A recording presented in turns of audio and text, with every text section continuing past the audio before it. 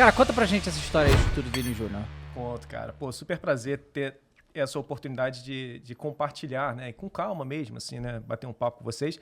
Eu gosto sempre de começar falando que nós não somos uma escolinha de futebol, né? Quando o pessoal olha assim, Instituto Vini Júnior, já acha que é alguma coisa relacionada à prática desportiva em si, à escolinha de futebol. E não é, né? A gente está numa outra linha aí. A gente levanta a bandeira da educação, né? E é muito curioso contar a história do Instituto, né? Nós já temos 2 anos de existência. E tudo começou meio que no DNA do Vini, né? A família do Vini, ela é de São Gonçalo, o Vini é cria de São Gonçalo. E desde o pouco ali, desde quando o Vini ainda estava engatinhando ali nas escolinhas ainda do Fla, a família do Vini foi sempre uma família que no pouco sempre procurou ajudar, sabe? Era uma família conhecida na região por ser uma família muito... que assistia muito aos vizinhos, aos parentes, né? As pessoas que precisavam mais. E isso foi se fortalecendo quando o Vini assina o primeiro contrato com o Fla. Começa a entrar um dinheirinho melhor, né? E aí eu sempre digo, né? O dinheiro ele só potencializa o caráter das pessoas, né? Então eles começam a ajudar um pouco mais, mas aquela coisa da festa do Dia das Crianças, né? A cesta básica no Natal, né? Aquele âmbito mais assistencialista. E aí quando o Vini é vendido para o Real, que é aquela bomba, né? A maior venda no mercado brasileiro e tal, é natural que a galera olhe e fala, pô, agora vamos pedir mais, né? Agora vai vir mais festa, vai vir mais cesta básica, vamos pedir. E aí a família do Vini teve a sensibilidade, né? E o staff de carreira dele também, de sentar nesse momento, parar e falar assim, poxa, o Vini tá ficando muito grande, né? O Vini tá ocupando um espaço aí muito privilegiado, de muita atenção, de muitos holofotes. Como é que a gente consegue organizar melhor isso, né? Para que a gente consiga, de fato, gerar um impacto na sociedade, né? Que a gente não fique só ali... O assistencialismo ele é necessário, só né? Ajudando no desespero. E como é que a gente centraliza isso tudo e a gente consegue, de fato, mirar melhor ali para usar esse local, essa posição dele de destaque para isso. Então a gente se reúne com o staff do Vini. Então eu já venho de uma caminhada na área social de muito tempo, né? Tanto em empresa, mas também como com ex-atletas, enfim. E aí a gente senta para a gente poder modelar o Instituto do Vini, né? E aí a gente levanta a educação como o foco nosso. A educação é muito amplo e a gente define a escola pública, a melhoria da escola pública como um viés. E aí tem um ponto muito interessante, né? Que lá no comecinho a gente vai conversar com o Vini sobre o que vai ser um instituto, né?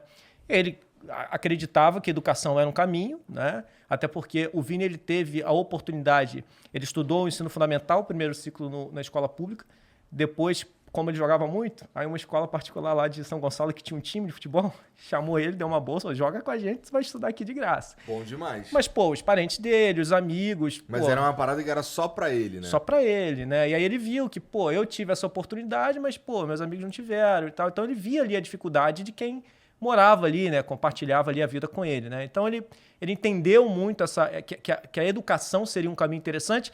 E aí foi maneiro que a gente foi fazer uma conversa com o Vini, cara. Isso foi muito bom. E a gente perguntou assim, Vini, como é que era a sua vida na escola lá? Você gostava? Era maneiro? O que você mais gostava na escola? Aí ele coça a cabeça, dá aquele sorrisão dele, né? Aí ele, porra, não gostava de nada não, era chato pra caralho. E ele mandou a real, mano. Ele falou assim, aí os amigos dele, né, começaram a rir. Falaram, pô, tá maluco, cara? Tu vai fazer Isso tá gravado até, cara. Ele falou, você vai fazer um instituto de educação, tu manda essa, que a escola era chata e tal. Pô, não tinha nada que você gostava? Ele falou, pô, gostava da educação física. Lembrava até o nome do professor, porque, porra, jogava bola e tal. Mas, cara, nesse papo com o Vini, que parecia uma parada meio... até paradoxal, né? Pô, o cara vai fazer um instituto de educação, achava a escola chata. Cara, dali surgiram os 2 principais pilares do instituto, né? O primeiro, cara, que pra mim é muito sério, é que quando o Vini, e na época o Vini tava com 19 anos, quando a gente teve essa conversa, hoje ele tá com 22, fez agora em julho. Então, quando o Vini fala a escola é chata, e aí ele tá falando da escola pública que ele estudou, ele tá reverberando a voz de uma geração, cara. De uma garotada, adolescente, que, porra, acha a escola chata. E é verdade isso. Pô, é difícil achar algum que não acha a escola chata. Se me perguntar, eu vou responder a mesma Exatamente. coisa. Então, essa é real. E aí a gente falou, porra, cara, isso tem um fundo de verdade e que talvez nos movimente a fazer a escola um lugar legal. Porque a gente está falando de uma escola que foi inventada, né, nesse padrão hoje que a escola pública em geral segue, né? Isso foi inventado lá no século XIX. Eu sempre falo, se eu pego você, Igor, hoje, boto numa cápsula do tempo, te mando lá para o século XIX, tu vai ter a mesma aula de matemática que a maioria das escolas públicas dão hoje. né? É equação no quadro, então falta inovação, falta uma conexão com essa geração nova, que é hiperconectada, que gosta de tecnologia, que gosta de inovação. Então as crianças acham chato e evade. Não por acaso, as taxas de evasão escolares aí, né, no ensino público estão muito grandes. Pós-pandemia, então, isso aumentou. Interessante que você está falando aí da geração hiperconectada que gosta de tecnologia. Eu vou além, não é nem que eles gostam dessa parada, é que faz parte deles, é que Já nem um nasce, dedo, né, irmão? sabe? Então, pô, as minhas filhas, por exemplo, elas nem sabem como é a vida sem essas porra, entendeu? E aí tu coloca os moleques o dia inteiro numa escola sentado, num formato velhão, um atrás do outro ali, olhando um cara falar, não sei, pô, os caras dormem. Eles não voltam, né? Então, evade por causa disso. Então, esse foi um ponto. A gente precisa fazer com que a escola volte a ser um lugar legal. Que a molecada goste, sinta prazer de estar na escola. Então, esse foi um caminho. E o outro ponto, quando o Vini fala assim, pô, a educação física é a mais maneira. E se você for perguntar isso pra garotada, a educação física vai ser, né, de 10 a lá, 9 Eu e gostava meio. mais do recreio. Da merenda, né? Que horas que é a merenda, né? Igual...